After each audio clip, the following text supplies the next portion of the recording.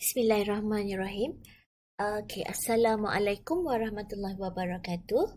Okey, apa khabar anak-anak tahun 5? Okey, cikgu harap semua dalam keadaan yang sihat dan selamat di rumah. Okey, hari ini kita nak sambung sesi PDPR Sains bersama Cikgu Intan. Okey, sekali lagi.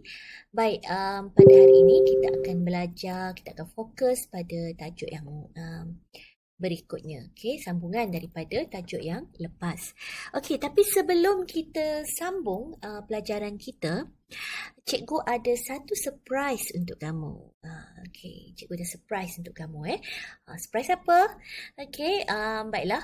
Sebenarnya hari ni cikgu ada jemput seorang kawan cikgu. Jemput jauh ni daripada Korea. Wah, surprise tak? Okey, baiklah. Kawan cikgu ni dia akan buat satu persembahan yang menarik untuk kamu. Okey, dan cikgu nak kamu dengar dan tonton. Okey, dengar betul-betul apakah perkataan-perkataan yang akan disebut dalam persembahan dia tadi. Sebab persembahan dia ini ada kaitan dengan pelajaran kita pada hari ini. Okey, baik.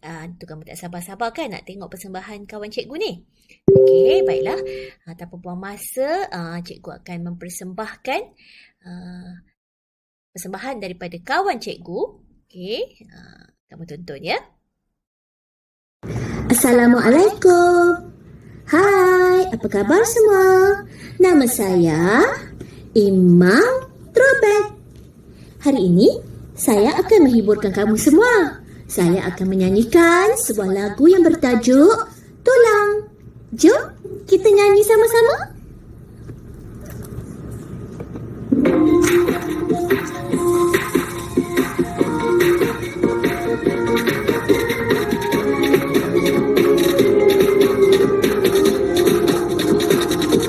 Rangka utama bagi manusia, tengkorak dan tulang belakang, tulang tangan, kaki dan rusuk.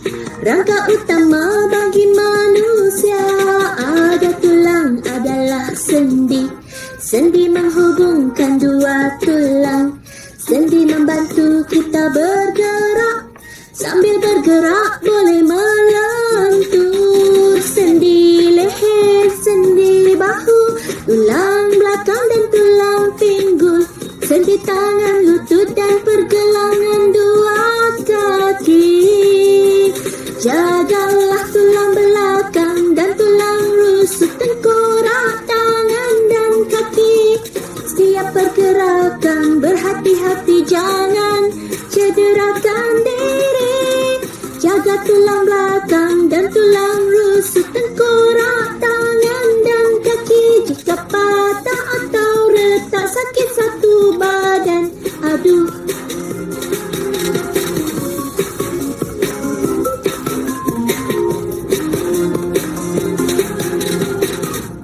Rangka manusia dan juga sendi, marilah kita semua pelajari. Bukanlah susah untuk fahami jika selalu mengulang kaji. Sendi leher, sendi bahu, tulang belakang dan tulang pinggul. Sendi tangan, lutut dan pergelangan dua kaki. Jagalah tulang belakang dan tulang rusuk, tengkorak, tangan dan kaki. Setiap pergerakan berhati-hati, jangan cederakan diri. Jaga tulang belakang dan tulang rusuk, tengkorak, tangan dan kaki. Jika patah atau retak, sakit satu badan. Aduh. Jika patah atau retak, sakit satu badan.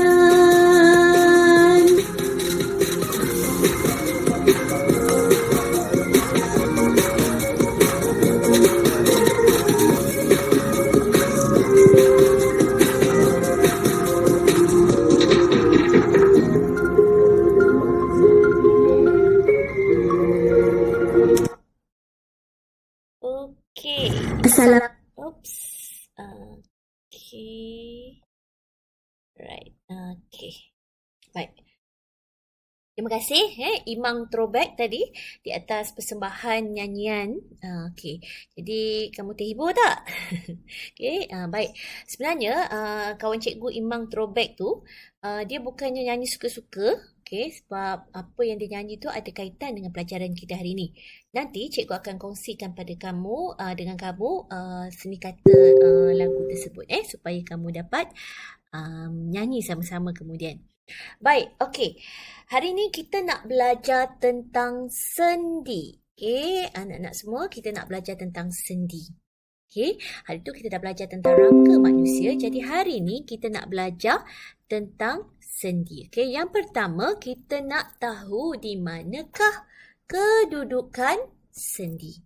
Okey, baik kita akan go through bersama-sama macam biasa. Kita akan baca, kita akan lihat bersama-sama buku teks kamu. Okay, cikgu rasa semua orang dah dapat buku teks. Kamu bolehlah sama-sama tengok dengan cikgu. Okay, ni adalah di muka surat 22. Baik, okay, kita mulakan dengan gambar. Akan perhatikan gambar ini. Okay, kata murid dalam gambar ni. Cikgu, bagaimanakah tulang-tulang dalam rangka manusia bersambung? Okay, pernah tak kamu terfikir macam mana tubuh badan kita ni ada yang banyak sangat tulang? Macam mana setiap tulang ini boleh bersambung? Okey, sebenarnya tulang-tulang kita bersambung atau bertemu pada sendi. Okey, setiap satu tulang itu dia bersambung pada sendi. Okey, sebagai contoh, dua tulang, okey, ini adalah tulang, okey, yang ada pada lutut. Okey, ada satu tulang, okey, dan ini tulang yang kedua yang ada pada lutut, okey. Dia bersambung pada sendi lutut. Okey, itu contoh satu. Jadi sebenarnya, okey, kalau ditanya apakah dia sendi ni, okey. Sendi ni ialah sebenarnya tempat pertemuan dua atau lebih tulang. Okay, itu adalah maksud sendi. Sendi ialah tempat pertemuan dua atau lebih tulang. Okay, jadi hari ini untuk permulaan cikgu akan terangkan dulu di mana kedudukan sendi. Okay, kalau kamu nampak QR code di sini, kamu boleh cuba scan untuk melihat kedudukan sendi ini dengan lebih jelas. Okay, sementara itu kita akan tengok sama-sama. Okay. Gambar ni cikgu besarkan sikit. Baik, okey. Kita nak tengok di mana kedudukan sendi manusia, okey, pada rangka manusia ini. Okey, yang pertama kita mula dengan yang paling bahagian atas sekali, iaitu sendi yang pertama ialah sendi yang terdapat pada tulang leher. Okey, sendi yang terdapat pada tulang leher itu adalah sendi yang pertama. Okey.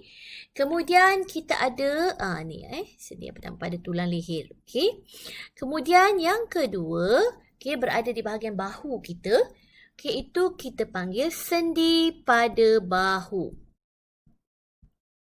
Okey, sendi yang terdapat pada bahu ataupun sendi pada tulang bahu. Okey, kemudian yang ketiga, kita ada sendi pada di mana tu? Pada bahagian siku. Okey, yang ini ialah sendi pada siku. Yang ketiga. Okay, seterusnya, yang keempat, kita ada sendi di sini. Di kawasan pergelangan tangan. Okey, kita ada sendi di pergelangan tangan. Okey. Seterusnya, mana lagi ada? Okey, mana lagi? Okey, di sini. Okey, kita ada sendi pada tulang belakang. Kamu tahu tulang belakang kita ni yang panjang sepanjang badan tu. Okey, di situ pun ada sendi. Okey, sendi pada tulang belakang. Okey, seterusnya kita ada di sini. Okey, sendi yang menyambungkan di antara pinggul kita dengan kaki. Okey, jadi di sini adalah sendi pada tulang pinggul. Minta maaf lah ya. Cikgu conteng gambar muka cikgu ni. Okey, sendi pada tulang pinggul. Okey, kemudian kita ada sendi pada lutut. Okey, dan akhir sekali sendi pada pergelangan kaki.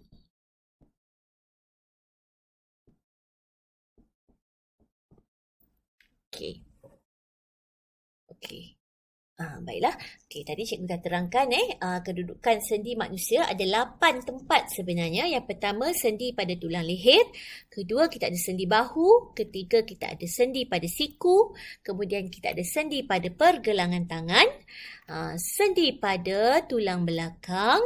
Kemudian kita ada sendi juga pada tulang pinggul. Dan yang ketujuh, kita ada sendi pada lutut. Pada tulang lutut. Dan akhir sekali ialah sendi pada pergelangan kaki. Itu adalah kedudukan sendi kita. Okey, ada 8 tempat yang utama. Baik. Okey, seterusnya kita nak pelajari pula apakah dia fungsi sendi. Okey, untuk apa sendi ni sebenarnya? Apa guna ada sendi ni? Okey. Baik, sebenarnya sendi yang terdapat pada tubuh manusia mempunyai fungsi-fungsi tertentu. Okey, mengapa kita perlukan sendi pada setiap penyambungan dua tulang ni? Okey, kita tengok situasi yang ditunjukkan dalam buku teks kamu ni. Okey, apa yang cuba cikgu dia terangkan? Okey, cuba lihat tangan Ravi yang sudah dibalut dengan kain anduh. Okey, Ravi cedera. Bila dia cedera, dia balut tangannya dengan kain anduh. Okey, bila dah kita balut tangan tu dengan kain anduh, agak-agak awak dapat tak Ravi ni membengkokkan tangannya? Boleh ke Ravi ni nak bengkokkan tangan dia ni? Macam awak selalu buat, boleh bengkok-bengkok tangan, boleh tak agaknya? Okey, tengok Ravi kata apa? Mengapa saya tidak dapat membengkokkan tangan saya ini? Ravi tanya.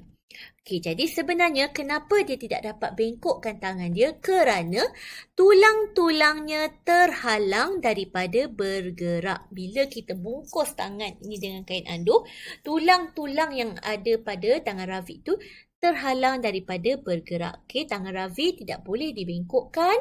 Okey, itu adalah contoh keadaan jika tulang manusia tiada sendi.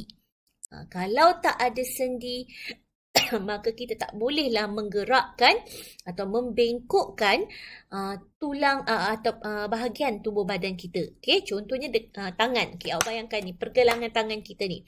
Kalau tak ada sendi yang menyambungkan antara bahagian tapak tangan kita ni dengan tulang tangan kita ni, boleh tak kita gerak-gerakkan tangan kita macam ni? Boleh tak kita pusing-pusingkan tangan kita katnya kalau tak ada sendi-sendi pada setiap anggota tubuh ni? Leher, boleh tak kita agaknya? Tak boleh. Cuba balut leher awak ni, boleh tak bergerak? Tak boleh. Itu adalah kepentingan sendi sebenarnya. Fungsi dia. Okey, kita tengok pula pada buku teks kamu ni, gambar seterusnya. Okey, gambar pemain bola sepak, gambar penari, gambar peluncur. Okey, yang pemain papan luncur. Okey, perhatikan. Bagaimana mereka dapat menggerakkan anggota tubuh dengan mudah untuk membuat pergerakan tertentu. Contoh kalau kita nak main bola sepak. Tengok, dia bengkokkan lutut, dia regangkan tangan. Okey, kaki dia berlari. Okey, macam mana dia boleh melakukan pergerakan itu? Begitu juga dengan penari ni tadi. Kita kalau orang menari, amboi bukan main. Lenggang-lenggok tangan dia gitu. Tengok cikgu pun dah boleh menari. Cikgu dulu penari tau. Okey, baik. Macam mana cara? Kalau kita tak ada sendi ni agaknya, dapat tak kita membuat pergerakan seperti itu? Okey, kalau kamu main skateboard atau papan luncur, boleh tak kamu membuat pergerakan-pergerakan tertentu begitu? Kamu pernah tengok ahli gimnastik, sukan gimnastik tak? Tengok macam mana gimnas itu melenturkan badan dia. Okay. Bayangkan kalau tak ada sendi agaknya, macam mana? Boleh tak lakukan pergerakan itu? Okay, jadi sebenarnya kepentingan atau fungsi sendi yang paling utama ialah sendi membolehkan pergerakan dan kebolehlenturan tubuh. Okay, itu adalah fungsi sendi. Tanpa sendi, kita tak boleh bergerak. Okay, kita tak boleh melakukan pergerakan. Kita tak boleh melentur tubuh kita. Awak nak main bola macam mana kalau tak ada sendi? Keras saja badan awak kan? Tak boleh. Jadi itu adalah fungsi sendi. Jadi kita dah pun belajar 3 benda yang utama tadi ni. Yang pertama kita tahu apa itu sendi, kita tahu kedudukan sendi, dan yang ketiga apa yang cikgu ajar ialah apa dia fungsi sendi. Membolehkan pergerakan dan kebolehlenturan tubuh. Fungsi sendi. Baik, okey. Seterusnya, okey. Baik, pergerakan tulang pada sendi membolehkan tubuh bergerak. Okey, pergerakan tulang pada sendi membolehkan tubuh bergerak. Kalau tak ada sendi ni, kita punya tubuh tak boleh bergerak. Sendi yang berbeza membantu pergerakan tulang dengan cara yang berbeza. Okey, sebagai contoh.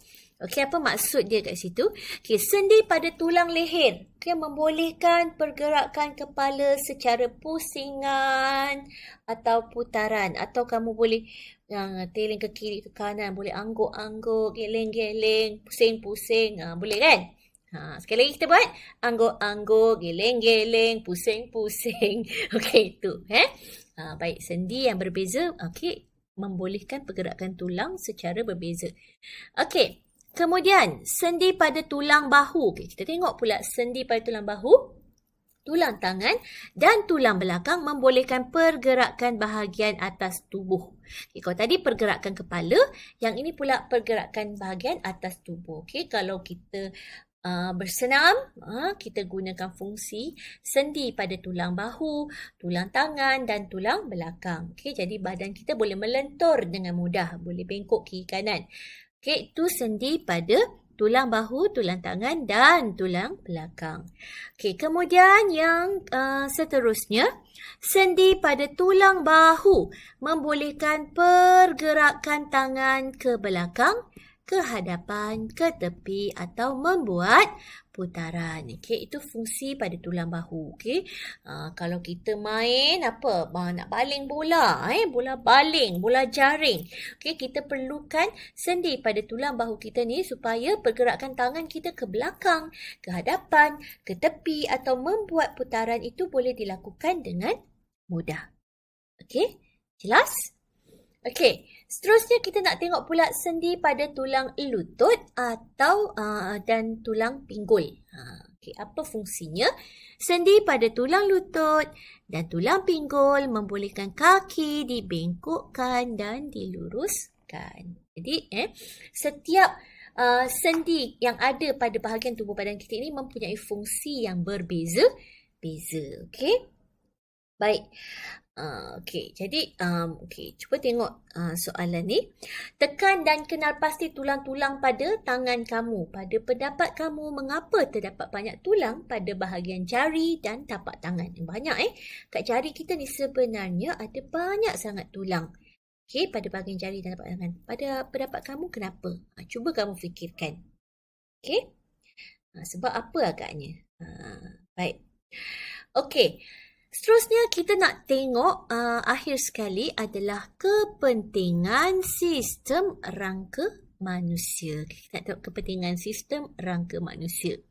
Okey. Jadi sebenarnya kelas anak-anak, sistem rangka ni sangat penting untuk tubuh kita.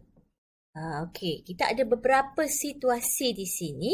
Okay, ini adalah situasi pertama.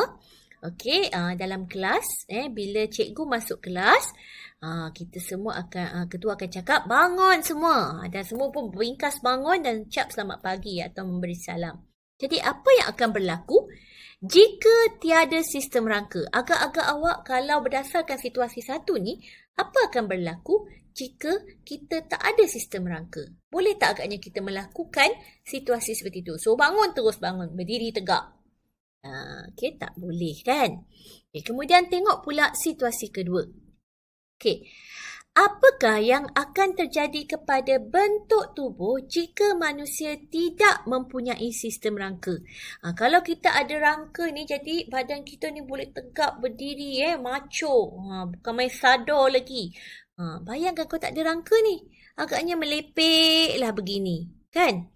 Mungkin rangka yang keduanya membantu kita berdiri, tubuh kita berdiri dengan tegak. Badan kita dalam keadaan yang tegak. Okey, itu situasi yang kedua. Okey. Okey, seterusnya kita tengok pula situasi yang ketiga. Okey, situasi yang ketiga. Apa yang berlaku ni? Okey, kawan dia baling bola terkena dah kepala dia. Okey, terkena kepala dia. Apa agaknya yang akan terjadi kepada otak jika tidak dilindungi oleh sistem rangka? Apa agaknya yang akan berlaku? Pada kamu rasa macam mana? Kalau tak ada tengkorak kita ni, baling bola, apa yang akan berlaku katnya? Ni ada cikgu ada sebut masa minggu lepas, kan? Okey, itu situasi ketiga. Dan situasi yang seterusnya, situasi keempat, okey, apakah yang akan terjadi kepada organ dalaman jika manusia tidak mempunyai sistem rangka? Contohnya kalau kamu nak turun tangga, katalah kamu terjatuh, berdebu jatuh kan. Jadi cuba kamu bayangkan kalau tak ada sistem rangka, contohnya tak ada rangka pada badan kita ni, agaknya apa yang akan jadi pada organ dalaman? Apa akan jadi pada peparu kita? Apa akan jadi pada jantung kita yang berada di bawah peparu kiri? Apa agaknya yang akan berlaku? Okay, jadi kamu kena fikirkan kenapa rangka ni begitu penting. Berdasarkan 4 situasi ni, cuba kamu fikirkan apakah kepentingan rangka ni tadi kepada tubuh manusia. Okey, cikgu nak kamu berdasarkan soalan ni tadi, cikgu nak kamu buat peta pemikiran tentang kepentingan sistem rangka kepada tubuh manusia berdasarkan 4 situasi ni. Maksudnya kalau kamu buat peta pemikiran, dia mesti ada 4 kepentingan. Okey, cikgu belanja satu kepentingan. Kepentingan yang cikgu nak yang ada ialah melindungi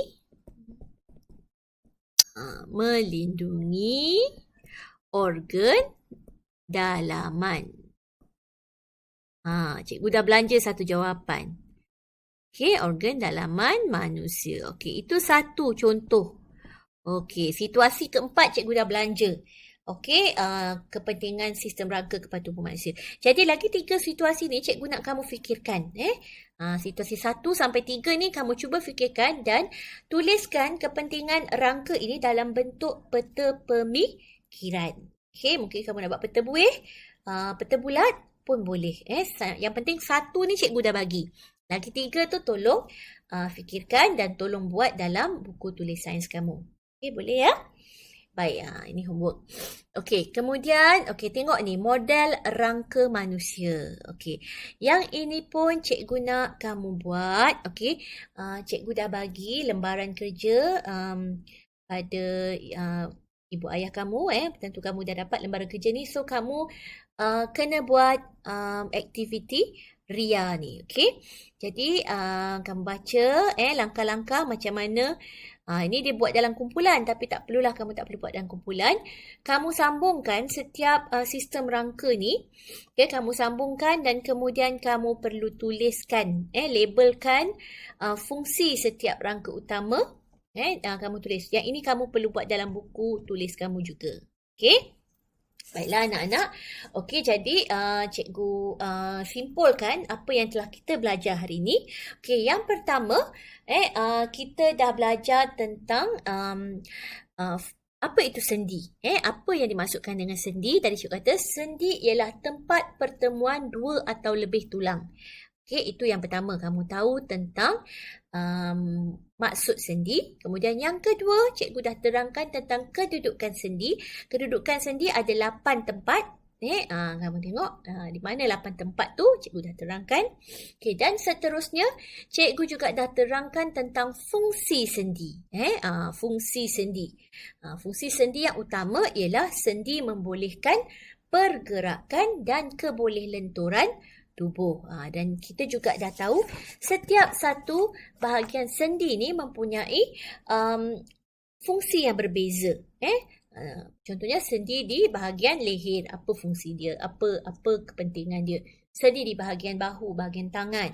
Okay, dan seterusnya sendi di bahagian kaki. Cikgu dah terangkan apa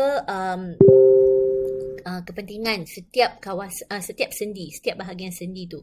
Okey, dan yang akhir sekali, kita dah bincangkan juga tentang kepentingan sistem rangka manusia, di mana cikgu dah bagi clue dah sebenarnya daripada apa yang cikgu terangkan tadi. Sebenarnya cikgu dah bagi clue. Apa 4 kepentingan sistem rangka manusia. Jadi yang 4 kepentingan ni kamu perlu buat dalam bentuk peta pemikiran. Jadi tugasan kamu hari ini setelah kita belajar, setelah cikgu terangkan ni, yang pertama kamu perlu buat peta pemikiran tentang kepentingan sistem rangka manusia, di mana cikgu dah belanja satu jawapan. Jadi kamu tinggal fikir 3 lagi berdasarkan situasi dalam buku teks muka surat 25 dan 26. Dan yang seterusnya kamu kena buat aktiviti muka surat 27. Yang itu gambar pun cikgu dah belanja kamu. Cikgu dah kirim kepada ayah kamu. Okey.